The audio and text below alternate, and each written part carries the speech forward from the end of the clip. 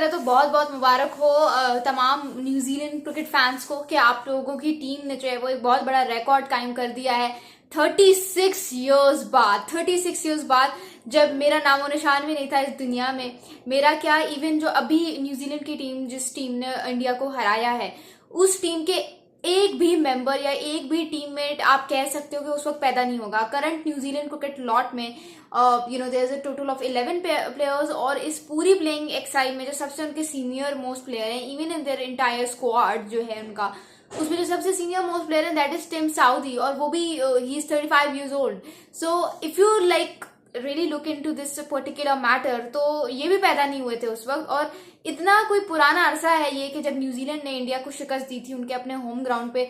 आज जो है under the captaincy of Rohit Sharma, India have lost a test match against New Zealand on their home ground, which is something to celebrate obviously for New Zealand cricket fans. अस्सलाम वालेकुम जी, मैं हूं लाइबा अब्बासी और आप देख रहे हैं मेरा यूट्यूब चैनल। अगर अभी तक आपने इस यूट्यूब चैनल को सब्सक्राइब नहीं किया तो क्या करें, जल्द से जल्द यूट्यूब चैनल को सब्सक्राइब कर दें and press the bell icon. सबसे पहले वीडियो लाइक कर दिया करो यार, वीडियो लाइक करना लाजमी जो है वो एक इंपॉर्टेंट फैक्टर होता है that you need to follow when you are watching my video.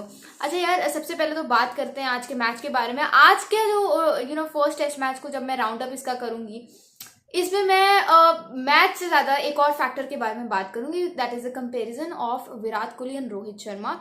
ESPN Cricinfo ने जो है वो अपने ट्विटर हैंडल पे एक काइंड ऑफ पेज डाला, एक ट्वीट डाला, वो यहाँ पे मैं चला दूंगी, उसको मैं ज्यादा डिस्कस नहीं करूंगी, लेकिन उसी की बेसिस की वजह से I have been kind of forced to discuss this entire matter. So let's just dig into it.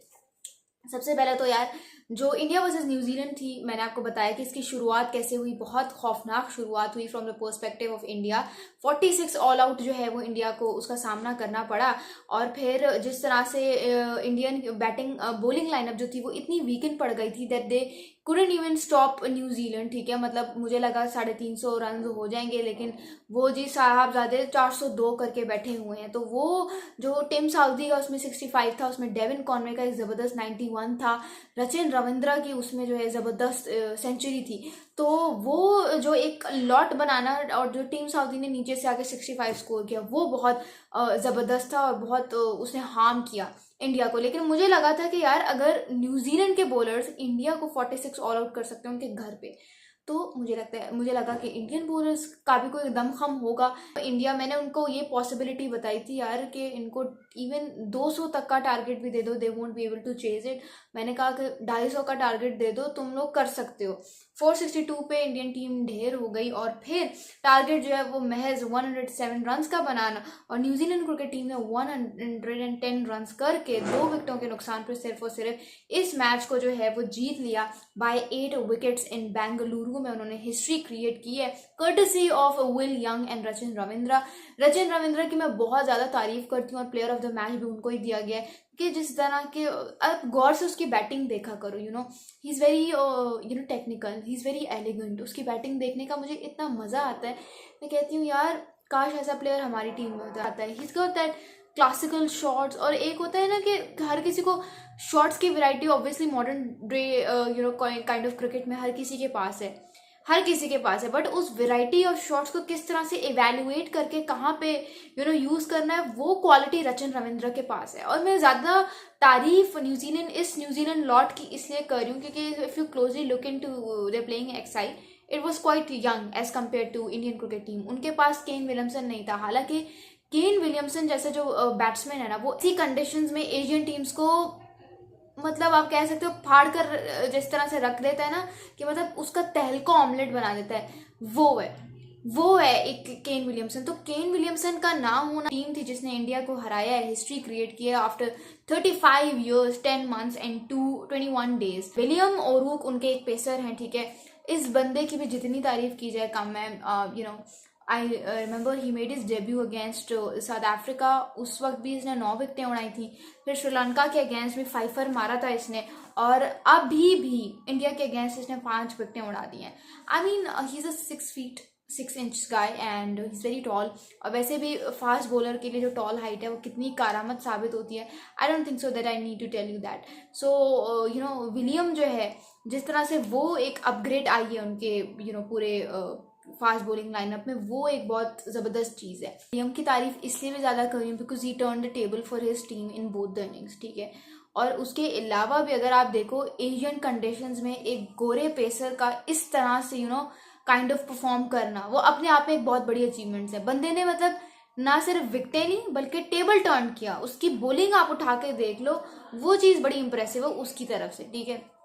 Having said that because he is new into the lot, तो इस वजह से मैं ये बात कर रही हूँ। उसके अलावा एक और फैक्टर था सरफराज खान की बैटिंग।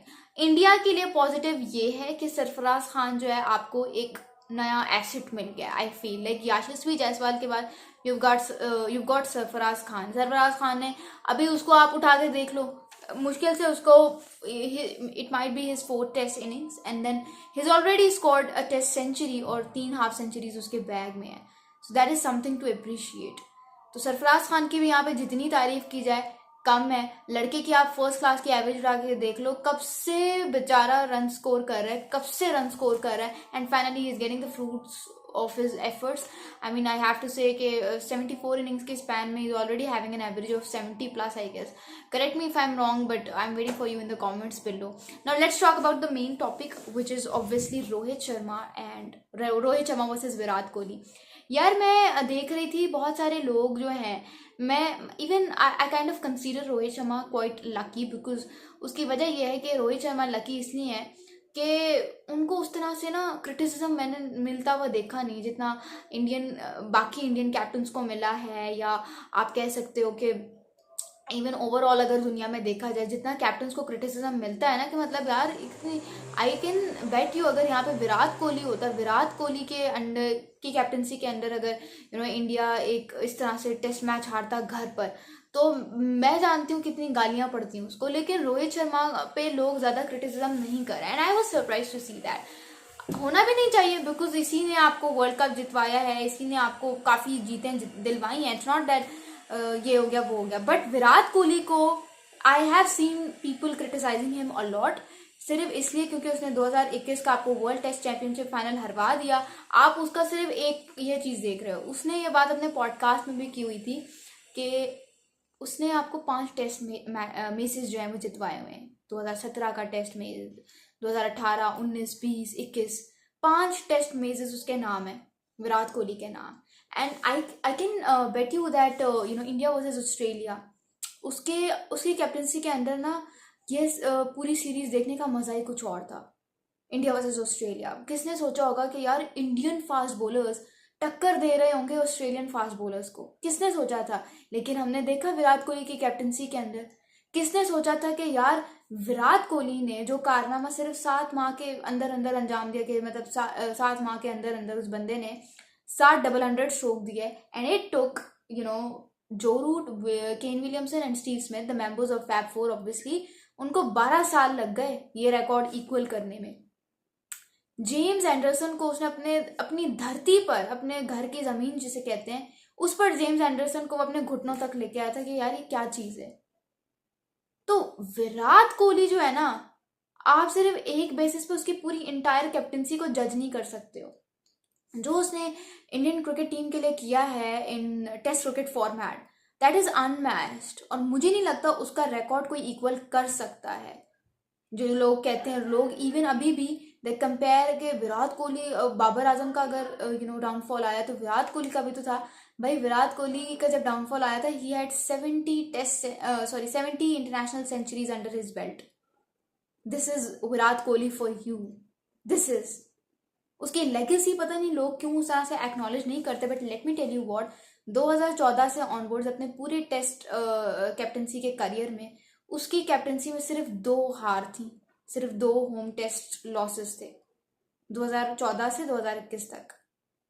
और रोहित शर्मा को टेस्ट कैप्टनसी 2021 में मिली, और तब से India have already lost 3 home test against England, New Zealand और ऑस्ट्रेलिया। मैं ये नहीं कह रही कि रोहित शर्मा बहुत फारिग कप्तान है, किसने कहा नहीं है, किसने कहा है नहीं है। वाइट बॉल फॉर्मेट में उठा के देख लो, वो बहुत जबरदस्त है, but when it comes to test cricket which is considered to be the real format of cricket, Virat Kohli का लेवल जो है ना, वो भाई साहब अनमैच्ड है। वो it's absolutely something different and it's something जिसकी डिबेट पॉसिबल ही नहीं है. And having said that, Rohit Sharma becomes the first captain to lose a home test match, ठीक है, अगेंस्ट न्यूजीलैंड, that too after 6 years. So that is Rohit Sharma for you. And then I've also told you about Virat Kohli. तो फैसला आप खुद कर लें कि आप लोग क्या सोचते हैं. Thank you so much. This is लैवा पासी साइनिंग ऑफ.